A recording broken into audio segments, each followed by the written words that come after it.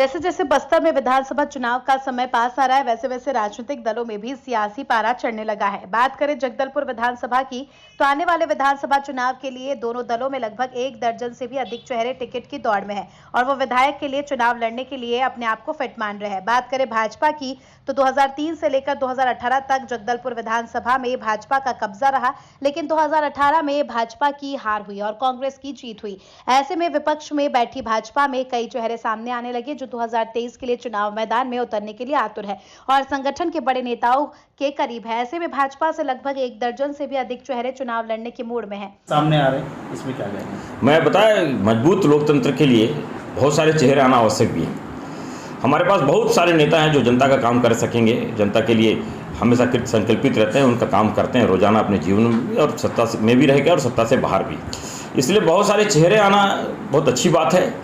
सभी चेहरों को ये मालूम है कि काम तो कमल के लिए करना है, इसलिए कमल को जिताने के लिए सभी अपने आप में कृत संकल्पित भी हैं। एक लिस्ट की बात करें तो कितने चेहरे हैं जो सामने आएंगे? देखिए, अभी चुनाव छोड़ा 6 महीने हैं, तो अभी से लिस्ट के संबंध में कोई ऐसी चर्चा नहीं हुई है, परंतु समय जैसे जैसे आएगा लिस्ट भी आएगा और आप सबको पता भी चलेगा। जगदलपुर में कांग्रेस विधायक है, कांग्रेस की सरकार है, कैसे उससे मुकाबला होगा?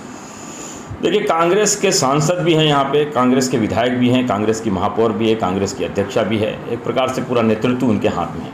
परंतु आप देखेंगे शहर में किस प्रकार से पूरे प्रदेश में अराजकता का माहौल है, शहर में किस प्रकार से अराजकता का माहौल है, किस प्रकार से गरीबी हटाओ करने वाले लोग आज गरीबों को हटाने में लगे हुए हैं। नगर निगम जगदलपुर का क्या काम है? दीपक बैज लोकसभा में रह के आज इस क्षेत्र के प्रतिनिधित्व हैं, जगदलपुर शहर को 1 रुपये उन्होंने दिया नहीं।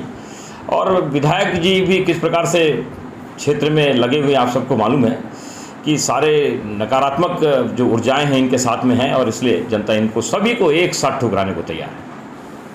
इधर कांग्रेस भी पूरी तरीके से तैयार है। कांग्रेस के विधायक होने के बाद भी कांग्रेस में ऐसे कई चेहरे हैं जो चुनाव की लिस्ट में शामिल हैं और संगठन तक अपनी बात पहुंचाने में लगे हुए हैं। वहीं दोनों दलों के संगठन के नेता का कहना है कि चुनाव लड़ने के लिए हर कोई इच्छा रखता है और चुनाव के लिए टिकट मांगा जा सकता है, लेकिन पार्टी जिसे टिकट देती है उसके लिए सभी कार्यकर्ता एक हो जाते हैं और उन्हें जिताकर विधानसभा में भेजते हैं। ऐसे में अब दोनों दलों के नेताओं में कई चेहरे दौड़ में शामिल हो गए हैं। किसे टिकट मिलता है नहीं, ये तो आने वाला समय ही बताएगा।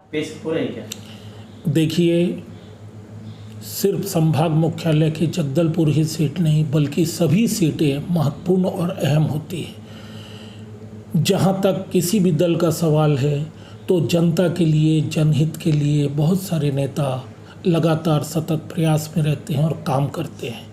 इसी परिप्रेक्ष्य में एक स्वाभाविक प्रक्रिया है, एक नैसर्गिक प्रक्रिया है कि दावेदार के रूप में आवेदन भी करते हैं। किंतु हमारे जो कांग्रेस की पार्टी है वो लगभग 140 साल पुरानी पार्टी है।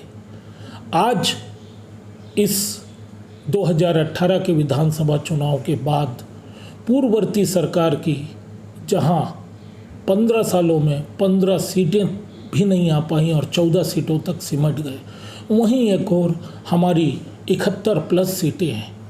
आज छत्तीसगढ़ सरकार में जिस प्रकार से यशस्वी मुख्यमंत्री भूपेश बघेल जी की कार्य योजना पूरे देश में आइडियल बनी हुई है, आदर्श बनी हुई है। छत्तीसगढ़ को एक आदर्श रूप से लिया जाता है और उनकी दूरदर्शिता और ऐसी महत्वाकांक्षी जन कल्याणकारी योजनाओं को अदर राज्य भी, देश के अन्य राज्यों में भी लागू किया जा रहा है और आज पूरे देश में नंबर 1 के मुख्यमंत्री आदरणीय भूपेश बघेल जी को कहा जाता है।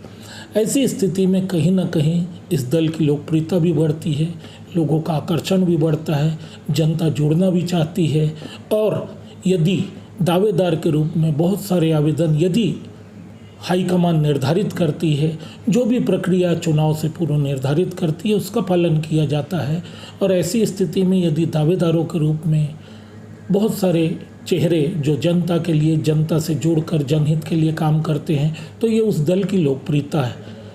जहाँ तक सवाल हमारी पार्टी का है, हमारे संगठन का है, तो इसका मापदंड का निर्धारण, टिकट के मापदंड का निर्धारण हाईकमान के द्वारा ही किया जाता है। वो बूथ स्तर से लेकर जिला स्तर तक कार्यकर्ताओं के आकलन पे, कार्यकर्ताओं के फीडबैक पे, जनता के फीडबैक पे लिया जाता है और इसका निर्धारित मापदंड हाईकमान ही तय करता है।